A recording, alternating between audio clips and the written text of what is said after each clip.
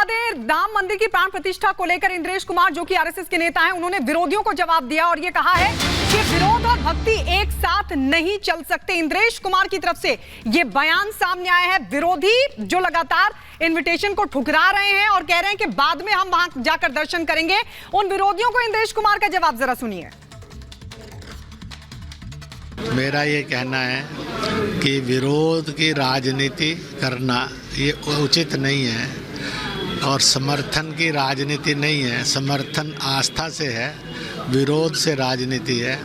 इसलिए मैं आज यहाँ आप सबके द्वारा ये सबको कहूँगा कि वह विरोध की राजनीति करके अपनी भक्ति का प्रदर्शन न करें, बल्कि वह सबका सम्मान करते हुए अपनी भक्ति का प्रदर्शन करेंगे, भक्ति को अपनाएंगे तो ज़्यादा अच्छा होगा।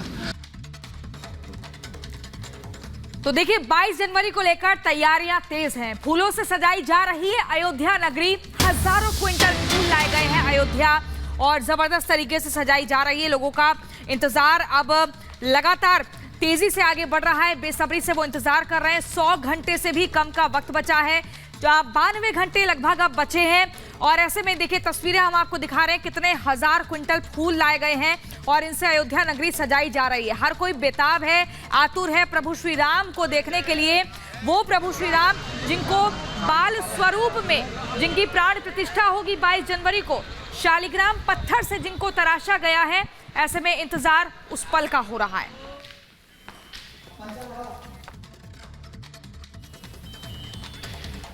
और प्रभु श्री राम पूरे विश्व के हैं। 20 देशों की तरफ से दरअसल डाक टिकट जारी किया गया है। आपको बता दें, प्रधानमंत्री नरेंद्र मोदी ने भी राम मंदिर पर डाक टिकट जारी किया और डाक टिकट की पूरी एक जो बुकलेट है वो भी जारी की गई है और उसमें जो चौपाई है भगवान श्री राम की वो भी उकेरी गई है। आइए आपको इस रिपोर्ट के जरिए दिखाते हैं कि आखिरकार भगवान राम के मंदिर पर जो डाक टिकट जारी हुआ है वो क्यों खास है। रिपोर्ट देखिए। मंगल अखिल करन सकल कल्याण, राम नाम नित कहत हर, गावत वेद पुराण। तुलसीदास इस दोहे में कहते हैं, राम नाम सब अमंगलों और पापों को हरने वाला और कल्याण करने वाला है। इसी के चलते श्री महादेव जी सर्वदा श्री राम नाम को रटते रहते हैं और वेद पुराण भी इसी नाम का ही गुण गाते हैं।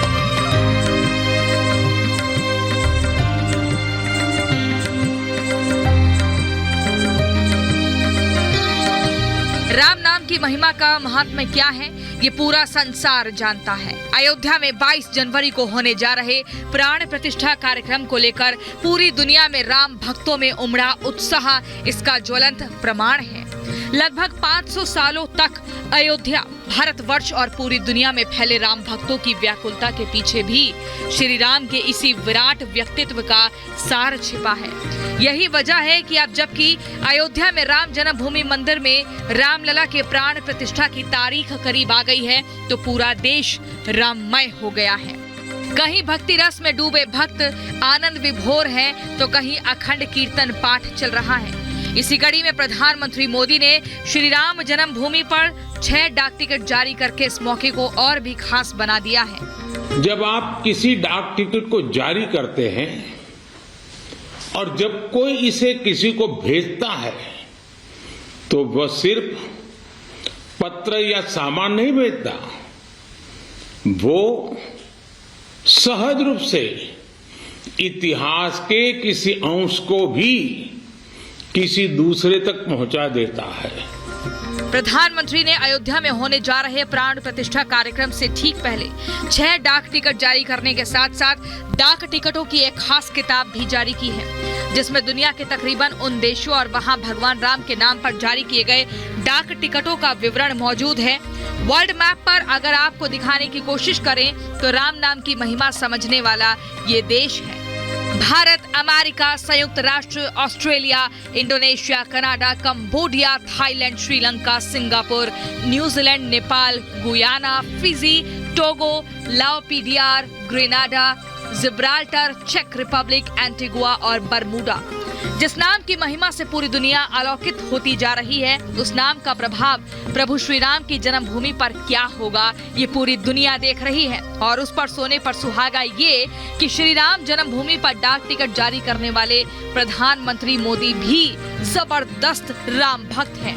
बेहद धार्मिक प्रवृत्ति के पीएम मोदी जहां भी जाते हैं, वो देवी देवताओं के दर्शन करने के बाद प्रभु श्री राम के दर्शन का जिक्र करना नहीं भूलते। फिर चाहे उनका महाराष्ट्र दौरा हो, केरल दौरा हो या फिर आंध्र प्रदेश दौरा। 22 जनवरी को प्राण प्रतिष्ठा अयोध्या में होगी, लेकिन श्री राम ज्योति उस दिन शाम को देश के घर घर में जलेगी, हर मंदिर में जलेगी। प्रधानमंत्री के भगवान राम के नाम पर जारी किए गए पोस्टल स्टैंप के पीछे भी एक सहज सरल सोच है।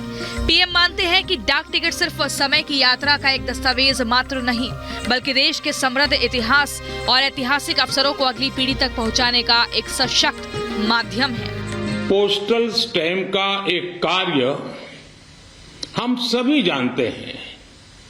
उन्हें लिफाफे पर लगाना, उनकी मदद से अपने पत्र और संदेश या जरूरी कागज भेजना। लेकिन पोस्टल स्टैंप एक और महत्वपूर्ण भूमिका निभाते हैं। पोस्टल स्टैंप्स विचारों, इतिहास और ऐतिहासिक अवसरों को अगली पीढ़ी तक पहुंचाने का एक माध्यम भी होते हैं। बेशक सनातन संस्कृति के विकास क्रम में जिस तरह अयोध्या में होने जा रहा रामलला के प्राण प्रतिष्ठा कार्यक्रम को सुनहरे अक्षरों में अंकित किया जाएगा, ठीक उसी तरह भगवान राम के नाम पर पीएम का जारी किया गया ये डाक टिकट भी सदियों बाद सनातन संस्कृति के समृद्ध इतिहास का एक प्रामाणिक दस्तावेज बन जाएगा, जिस पर आने वाली पीढ़ियां गर्व कर सकेंगी। Bureau report, Republic Bharat. तो आप सभी ने देखा कि प्रधानमंत्री नरेंद्र मोदी ने आज डाक टिकट जारी कर दिया है, लेकिन हम आपको अब पूरे उस मैप के जरिए बताएंगे कि दुनिया भर में वो कौन कौन से देश हैं दुनिया में राम पर जो डाक टिकट जारी हुआ है। देखिए, हम शुरुआत करेंगे कनाडा से। कनाडा ये वो देश आता है, इसके अलावा अमेरिका हो गया, चेक रिपब्लिक हो गया, एंटीगुआ और बरमूडा। फिर वहीं से हम आगे जाते हैं, जिब्राल्टर हो गया, ग्रेनाडा हो गया, गुयाना हो गया। आगे देखिए और देश हम आपको बताते हैं, ये टोगो।